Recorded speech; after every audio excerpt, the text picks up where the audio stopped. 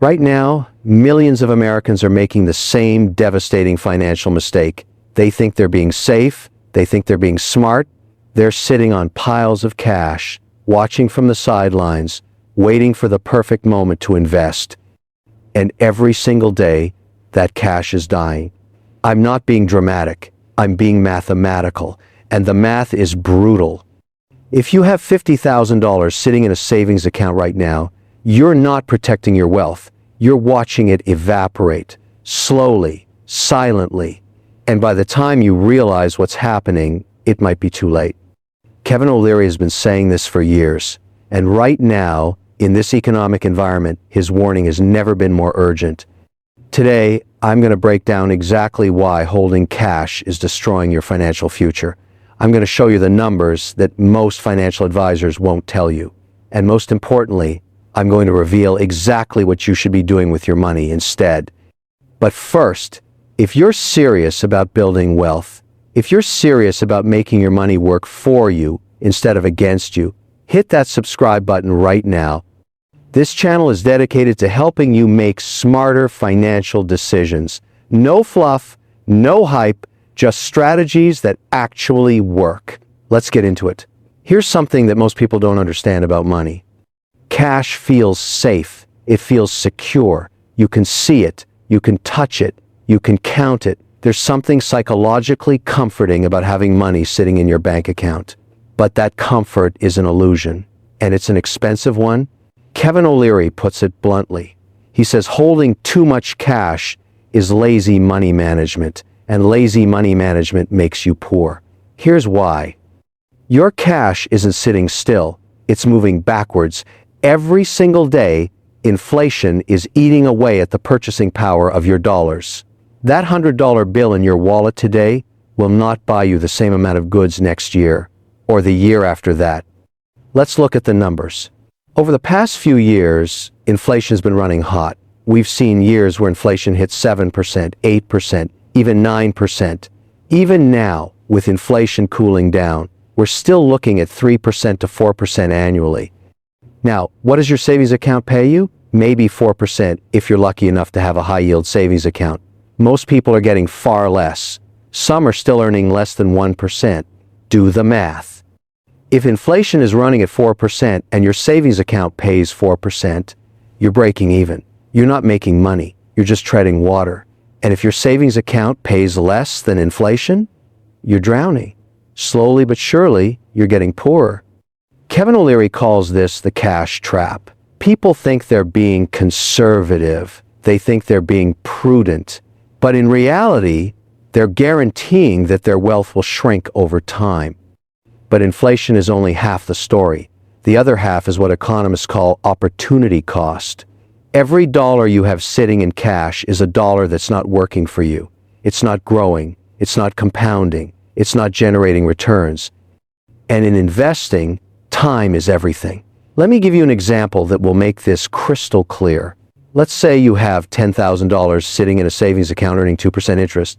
After 20 years, that money will grow to roughly $14,800. Not bad, right? Now let's say you invested that same $10,000 in a diversified portfolio earning an average of 8% per year. After 20 years, that money grows to over $46,600. That's a difference of more than $30,000 from the same starting amount over the same time period. The only difference is where you put your money. This is what Kevin O'Leary means when he talks about making your money work for you. Every dollar should have a job. Every dollar should be deployed strategically to generate more dollars. Cash sitting in a savings account doesn't have a job. It's unemployed money. And unemployed money is a waste of potential.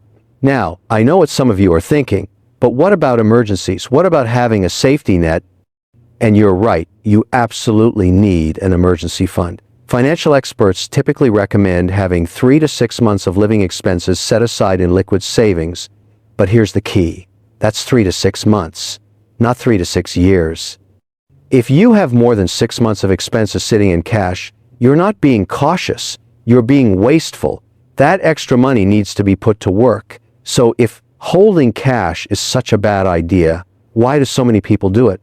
One word: fear. People are scared. They're scared of the stock market crashing. They're scared of losing their hard-earned money. They're scared of making the wrong investment decision. And I get it. I really do. The financial world can be intimidating. There's so much information, so many options, so many so-called experts telling you different things. But here's what Kevin O'Leary says about fear in investing. Fear is expensive. Every day you let fear keep you on the sidelines is a day your money isn't compounding. The stock market has crashed multiple times throughout history. The Great Depression, the dot-com bubble, the 2008 financial crisis, the COVID crash. And you know what happened after every single one of those crashes? The market recovered, and then it went higher than it was before. Investors who panicked and sold lost money. Investors who stayed the course and kept investing made money. Investors who bought during the crash made fortunes. The lesson here is simple. Time in the market beats timing the market every single time. Trying to wait for the perfect moment to invest is a fool's game. Nobody can predict the future. Nobody knows when the market will go up or down. Not me, not you, not even Kevin O'Leary. But we do know this. Over the long term, markets go up. Over the long term, quality investments appreciate. Over the long term, compounding works its magic. The only way to lose that game is to not play at all. All right, so we've established that holding too much cash is a mistake. Now let's talk about solutions. What should you actually do with your money? Kevin O'Leary has talked extensively about this, and his advice is surprisingly straightforward. First, dividend-paying stocks. O'Leary is famous for loving dividends. He calls them wonderful because they pay you just for owning them. When you own dividend-paying stocks, you're getting paid regularly regardless of what the stock price does day to day. That income can be reinvested to buy more shares, which creates a compounding effect over time. Quality dividend stocks from established companies have historically been more stable than growth stocks. They provide income during market downturns, and many companies have raised their dividends consistently for decades. This is money working for you. This is the opposite of cash sitting idle. Second, index funds and ETFs. O'Leary frequently recommends low-cost index funds for regular investors. These funds give you instant diversification across hundreds or thousands of companies. You don't need to pick individual stocks. You don't need to be a financial genius. You just need to consistently invest in broadly diversified funds and let time do the heavy lifting. The S&P 500, for example, has returned an average of about 10% per year over the long term. That's dramatically better than any savings account will ever offer you. Third, income-generating assets. Beyond stocks, O'Leary talks about owning assets that produce income. This could be rental real estate. This could be bonds. This could be businesses. The key principle is the same. Your money should be generating more money. It should be working 24 hours a day, 7 days a week, even while you sleep. Idle cash doesn't do that. Invested capital does. Fourth, invest in yourself. This one often gets overlooked, but O'Leary emphasizes it frequently. Sometimes, the best investment you can make is in your own skills and education. Learning a new skill that increases your earning power, starting a side business, getting a certification that leads to a promotion. These investments can generate returns that far exceed anything the stock market offers. A 20% raise at your job is worth more than a 20% stock market return if it compounds over your entire career. Now, let me be clear about something. I'm not saying you should have zero cash. That would be reckless. What I'm saying is you need the right amount of cash. Not too much, not too little.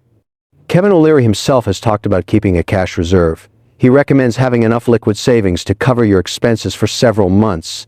This protects you from unexpected job loss, medical emergencies, or other financial surprises. But beyond that emergency fund, your money needs to be deployed. Here's a simple framework. Calculate your monthly expenses, multiply that by 6, that's your emergency fund target. Anything above that number should be invested, period. If you have $100,000 sitting in savings and your emergency fund only needs to be $30,000, you have $70,000 of lazy money. That $70,000 needs a job. Some people like to keep extra cash because they're waiting for a market opportunity. They want to buy when prices drop. But here's the problem with that approach. While you're waiting, you're losing money to inflation. And you might wait forever because the perfect buying opportunity might never come. Studies have shown that investing a lump sum immediately outperforms waiting and trying to time the market about 2/3 of the time. The math favors action over hesitation. So here's what I want you to do after watching this video. Step 1. Calculate your emergency fund number. 6 months of expenses. Write it down. Step 2. Look at how much cash you currently have. Savings accounts, checking accounts, money market funds. Add it all up. Step 3. Subtract your emergency fund from your total cash. Whatever's left over is money that should be invested. Step 4. Make a plan. Decide where that money should go. Index funds, dividend stocks, real estate, a mix of everything. Step 5. Execute. Don't wait for the perfect moment. Don't overthink it. Just start. If you're nervous about investing a large sum all at once, that's fine. Use dollar cost averaging. Invest a fixed amount every week or every month. This smooths out your entry points and reduces the emotional stress of trying to time the market. The most important thing is to start today. Not tomorrow, not next week, not when the market looks better. Now, every day you delay is a day of lost compounding. Every day you delay is a day inflation eats away at your purchasing power. Every day you delay is a day you're falling behind. Kevin O'Leary didn't build his wealth by letting money sit idle. He put his capital to work. He made strategic investments. He bought assets that generated returns. You need to do the same. Let me leave you with this final thought. The difference between wealthy people and everyone else isn't luck. It isn't inheritance. It isn't some secret knowledge. The difference is behavior. Wealthy people make their money work for them. Everyone else works for their money. Cash sitting in a savings account is you working for your money. Investments generating returns is your money working for you. Which side do you want to be on? Look, I understand that investing feels risky. I understand that the financial markets can be scary. But you know what's riskier? Doing nothing. Watching inflation destroy your savings. Waking up in 20 years realizing you missed out on decades of compounding? That's the real risk. That's the real danger. So take Kevin O'Leary's warning seriously. Stop sitting on piles of cash thinking you're being safe. You're not safe. You're slowly getting poorer. Put your money to work. Make strategic investments. Build a portfolio that generates income and appreciation. Your future self will thank you. If you found this video valuable, smash that like button. Subscribe if you haven't already. And drop a comment below telling me how much cash you currently have sitting idle. Be honest. I want to know where you're starting from. And I'll see you in the next one.